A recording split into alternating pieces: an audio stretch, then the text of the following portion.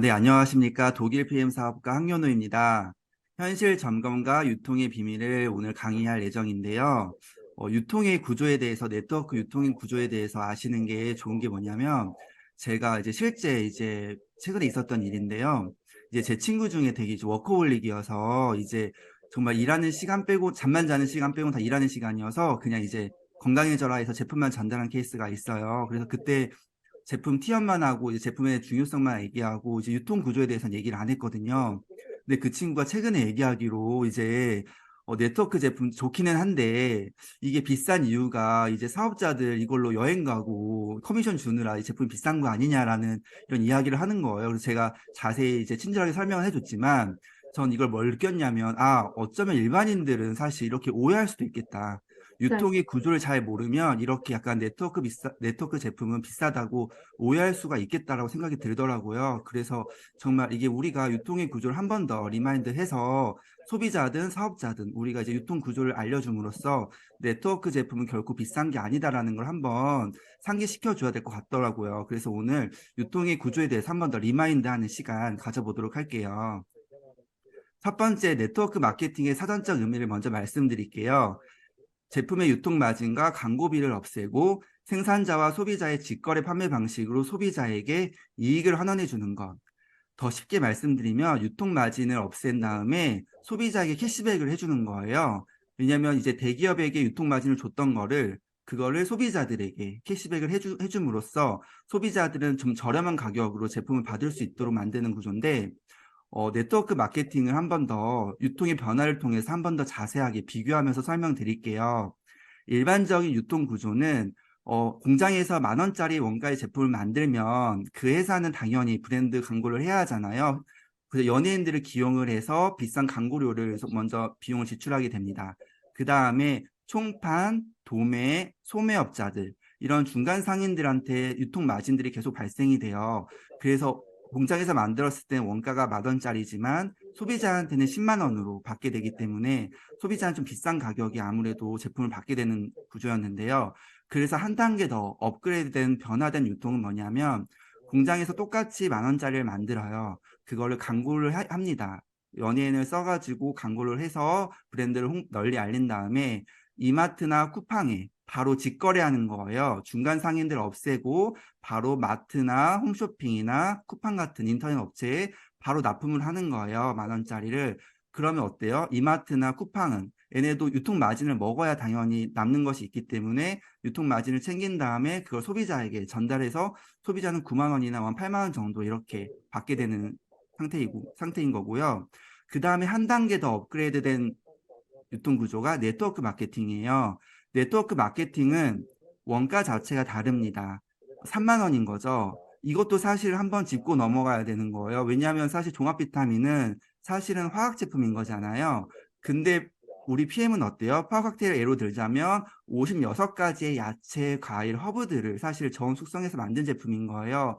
그러니까 사실 약 같은 건 연구비가 많이 들지 사실은 원가는 얼마 안 한단 말이죠. 근데 PM은 사실 이게 우리가 화학 제품이 아니고 정말로 유기농, 허브, 야채, 과일이잖아요. 그러니까 원가 자체가 비쌀 수밖에 없어요. 애초에 출발선 자체가 다르다라는 거죠. 그래서 원가가 3만 원인 거를 그냥 예시인 거예요. 광고도 하지 않아요. 네트워크 마케팅은. 그래서 연예인도 쓰지 않기 때문에 광고 비용 발생하지 않고요. 대신에 소비자이면서 사업자인 분들이 제품을 구전으로 전달하면은 그거 바로 이제 소비자들한테 7만 원에 받게 되는 거죠.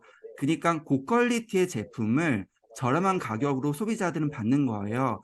그래서 이마트나 쿠팡 쪽에 주던 유통 마진을 그거를 같은 소비자이면서 사업자인 분들한테 캐시백을 해주는 거예요. 이 캐시백은 법적으로 공정거래위원회법 때문에 35%밖에 제한되어 있어요. 그래서 35% 이상은 줄 수가 없고 35%를 이제 소비자이면서 사업자들에게 나눠주는 구조이기 때문에 유통 마진이 굉장히 줄어드는 구조인 거고 사실 이마트나 대형마트 같은 경우에는 사실은 마진율이 굉장히 높아요, 생각보다. 이거는 오른쪽은 기사 내용인데요. 홈플러스의 건강기능식품 마진율은 70%라고 해요, 최고 품목이. 그 뜻은 뭐예요? 건강기능식품 회사는 홈플러스에게 3만 원에 납품을 했는데, 홈플러스는 10만 원에 소비자에게 판매하는 거죠. 그러면 홈플러스는 7만 원을 가져가게 되는 거고 그 회사는 3만 원에 납품을 했는데 사실 마트는 여기서 끝나는 것이 아니에요. 마트에 뭐 예를 들면 우리가 뭐 CJ의 만두를 이제 마트에서 시식 코너 하시는 분들 계시잖아요. 판매사원분들. 그분들은 사실 마트 직원이 아니라 정말 그런 그 제조업체에서 비용을 발생해서 파견시킨 직원인 거예요. 그러니까 그 직원, 판매 직원 비용마저도 사실 제조업체가 부담하거든요. 그렇기 때문에 이런 제조업체 입장에선 사실은 마진율 줘야 되죠. 그리고 판매사원들 비용 줘야 되죠. 계속 비용들이 발생하기 때문에 사실 소비자들이 구매할 수 있는 비용은 비쌀 수밖에 없다. 근데 네트워크 마케팅은 어쨌든 판매 사원들 전혀 쓰지가 않기 때문에 정말 그냥 35% 안에서 모든 것들이 해결되기 때문에 고퀄리티의 제품을 오히려 소비자들에게 저렴한 가격으로 유통할 수 있는 구조라는 거. 그러니까 이것들을 좀 우리 파트너들에게 인지시켜줘야 그래야 이 네트워크 제품이 비싼 게 아니구나. 오히려 저렴한 가격으로 먹는 거고 내가 소개를 했을 때 캐시백을 받는구나라고 해서 재구매를 계속 이어질 수 있는 선순환 구조로 될 수 있을 것 같고요. 방판법에 이제 제20조 사망 때문에 후원수당 35% 제한되어 있어요. 모든 네트워크 업체들은요. 그래서 이거는 그 법조항을 그대로 가져온 건데요. 빨간 글씨를 보시면은 다단계 판매원에게 후원수당으로 이제 100분의 35에 해당하는 금액을 초과하여서는 아니 되며 라고 되어 있어요. 그래서 이것 때문에 사실은 저희가 네트워크 회사들은 35% 이상 줄 수가 없고, 올해 상반기에 최근에 이제 국회의원이 법 발의를 해서 이 35%를 38%로 좀 상향하자는 법안을 발의했는데요. 아직 국회에 계류 중인 상태인 거고요. 저희가 한번 현실 점검을 한번 해봐야 되는데요. 지금 이게 보면은 통계청 자료예요. 21년 기준 통계청 자료인데 1인당 생애 주기 적자 추이 그래프예요. 그러니까는 지금 가운데 글자를 보시면요. 빨간 글자의 적자는 소비하는 금액보다 노동소득이 더 적으면 소비하는 금액이 더 많으면 적자인 상태인 거고 흑자는 내가 소비하는 금액보다 노동소득이 많으면 흑자인 상태인 거거든요. 그러니까 미성년자일 땐 당연히 적자인 거고 27세 때부터 이제 흑자로 이제 전환됩니다. 그러고서 43살 때 제일 피크를 찍는 거죠, 정점을. 그래서 이때는 내가 소비하는 금액보다 노동소득이 훨씬 많을 때여서 최고의 정점을 찍어요. 근데 43살 때부터는 흑자의 폭이 내리막으로 점점 갑니다. 43살부터는 쭉 내리막으로 가요. 그러다가 61세부터는 어때요? 내가 소비하는 금액이 노동소득보다 더 큰 거예요. 그러니까 내가 이제 정말 내 통장에 있는 돈을 써야 되는 시기인 거죠. 61세부터는. 근데 지금 시대가 이제 100세 시대가 됐기 때문에 사실 100세 시대가 되면은 거의 이제 61세부터 40년을 정말 적자로 계속 살아야 되는 거죠. 그러니까 이 표를 보시면 어떤 걸 아셔야 되냐면 이 결국에는 이 소비 금액이 결국 노동소득보다 더 커지기 때문에 발생하는 문제인 거잖아요. 그런 방법은 없다는 거죠. 노동소득이 아닌 다른 소득을 결국엔 있어야만 이게 적자를 면할 수 있다는 거죠. 그럼 다른 소득이 어떤 것이 있는지 한번 살펴보겠습니다. 패시브 인컴이라고 하죠. 저희가 노동을 하지 않고 받을 수 있는 소득, 패시브 인컴이라고 하는데 5가지가 있습니다. 첫 번째, 음원소득. 네, 저작권료 받는 음원소득이 있고요. 그 다음에 대표적인 거죠. 임대료를 받는, 월세를 받는 소득인 거죠. 그리고 인세소득, 이제 책 팔릴 때마다 받는 소득, 금리소득은 이제 뭐 현금이 많으신 분들이 이자소득 받죠. 그리고 5번째 마지막으로 네트워크 마케팅.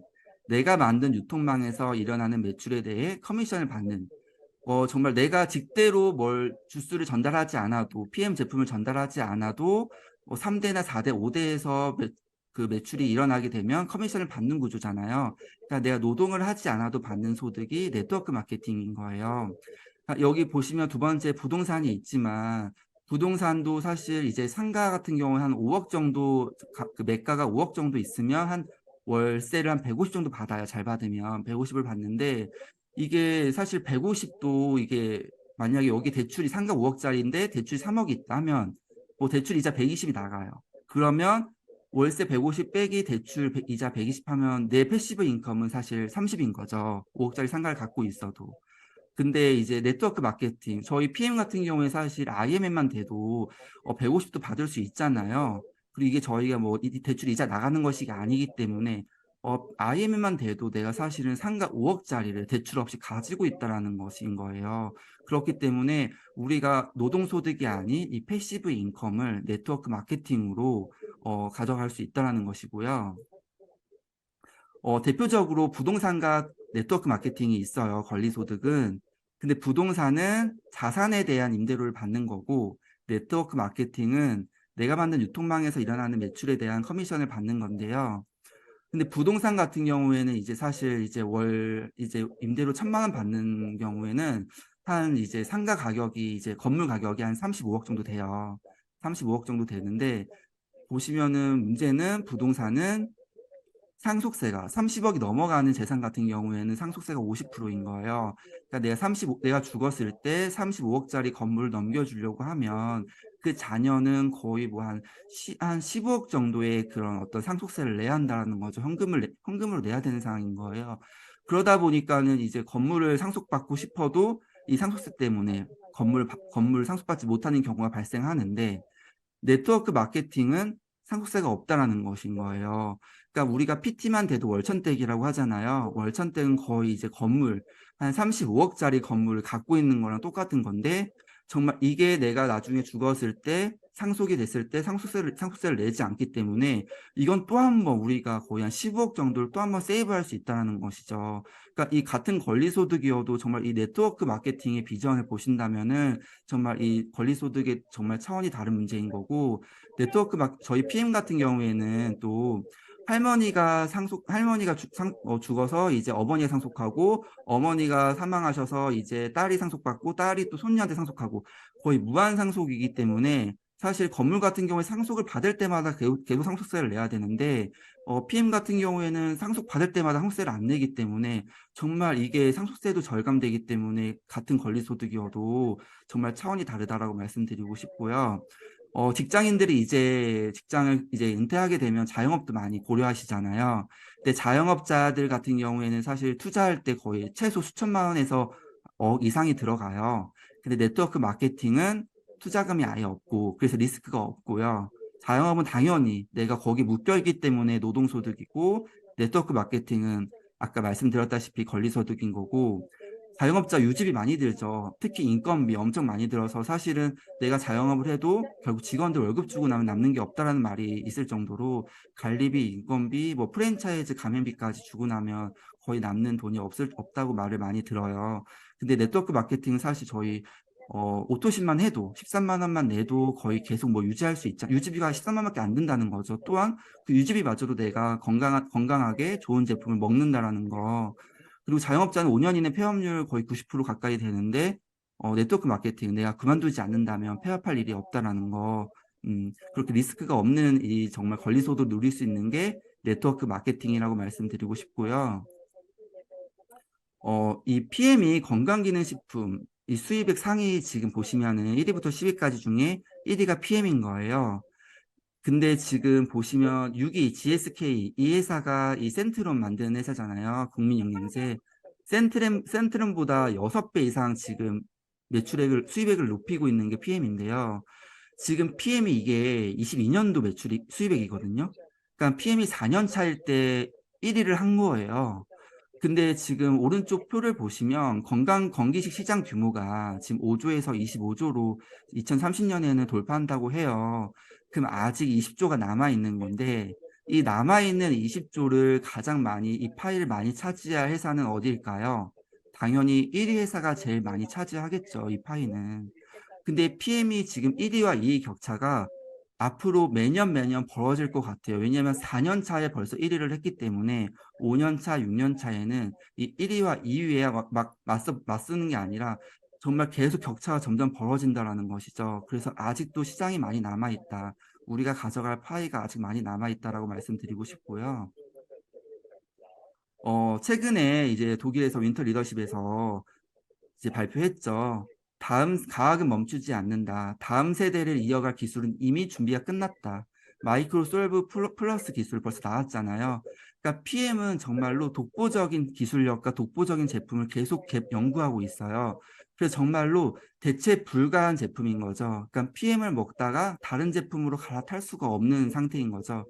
대체 불가한 이 기술력과 제품을 계속 만들고 있는데요. 저희가 이런 대체 불가 제품의 회사에 진짜 저희가 유통한다는 게 정말 자부심을 가지고 사업을 임하셔도 될 것 같고요. 이게 PM이 계속 매출액이 성장하는 이유가 사실 이 소비 트렌드에 정말 맞아 떨어진 것 같아요.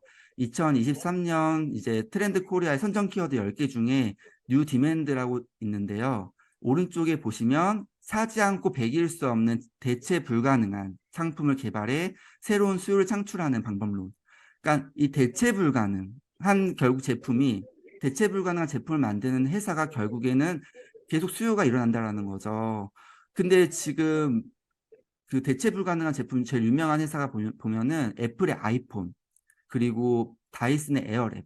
그러니까 다이슨의 에어랩을 쓰다가 정말 다른 걸 바꿀 만한 게 없다 하더라고요. 그리고 또 이제 애플의 아이폰 쓰다가 결국 아이폰 쓰는 사람들 계속 아이폰만 쓰잖아요. 대체할 만한 게 없으니까.